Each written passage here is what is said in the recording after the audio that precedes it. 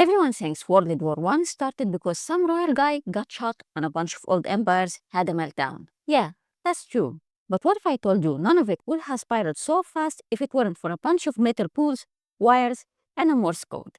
Yep, the telegraph, the 19th century internet that made everyone stupid, paranoid, and trigger happy. Before phones, before Wi-Fi, before doom scrolling, there was the telegraph, the first tech to let humans send messages instantly across borders. Invented in the early 19th century, it worked by sending electric pulses along wires. By the late 19th century, Europe was blanketed in telegraph lines. Major capital could send and receive updates in minutes, not days. Military and political leaders were basically living on a 1910s version of Slack, but without emojis, only threats.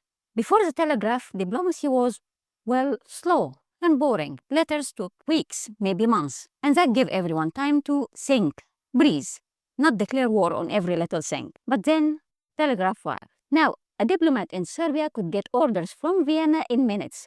Ambassadors stopped being problem solvers and became puppets. Pass this message and don't ask questions. And by 1914, diplomacy was like a speed dating version of international relations. Everyone talked fast, made rash decisions, and never got the dessert. Nowhere was this more obvious than in the July crisis, aka the 5-week meltdown after the assassination of Archduke Franz Ferdinand.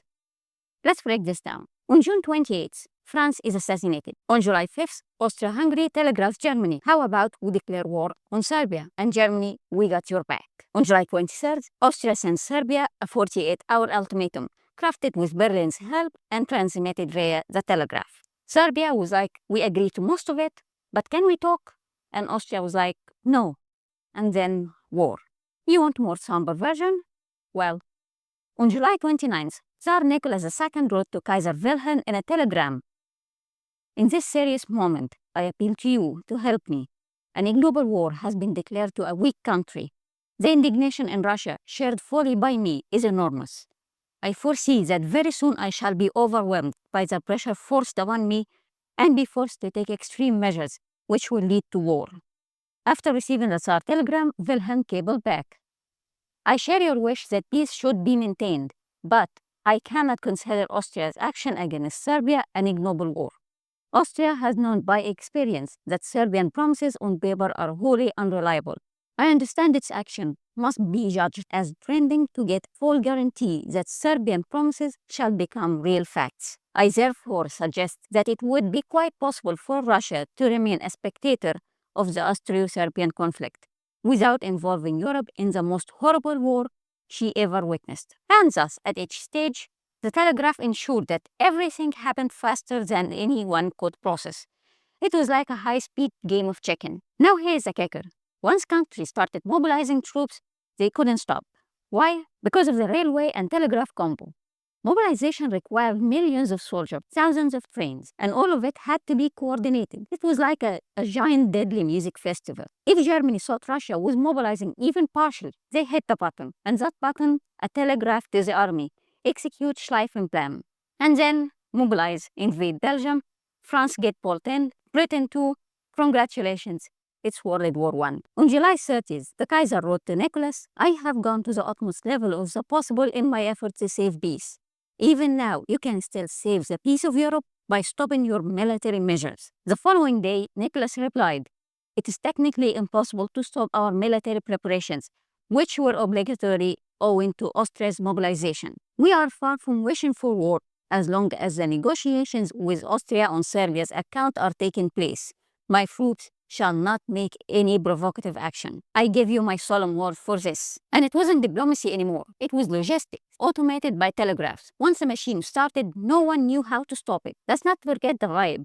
Total distrust. With instant communication came instant suspicion. Government knew that telegraphs could be intercepted, so they used codes. Then they got paranoid about what was not being said. Misinterpretation exploded. Britain, by the way, controlled most of the undersea cable and was already cutting German lines on day one of the war. So the whole thing became like a giant surveillance panic. Everyone was watching everyone. It was like an early 20th century version of Twitter beef, but you back it up with artillery. Would the war have happened anyway? Probably. The powder keg was already there. Alliances, imperialism, nationalism, militarism. But the telegraph made the feuds shorter. Every decision came quicker.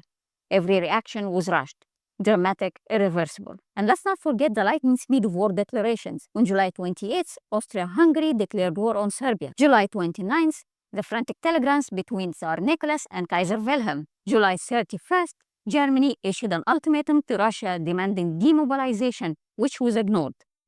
On August 1, Germany declared war on Russia and began its own mobilization. August 3rd, Germany declared war on France and invaded Belgium. August 4th, Britain declared war on Germany. And on August 12th, Britain and France declared war on Austria-Hungary. In a world without telegraph, leaders might have taken days to reply, delayed troop mobilization, paused for negotiations. But thanks to the telegraph, everyone was in full send mode. No breaks, no timeouts.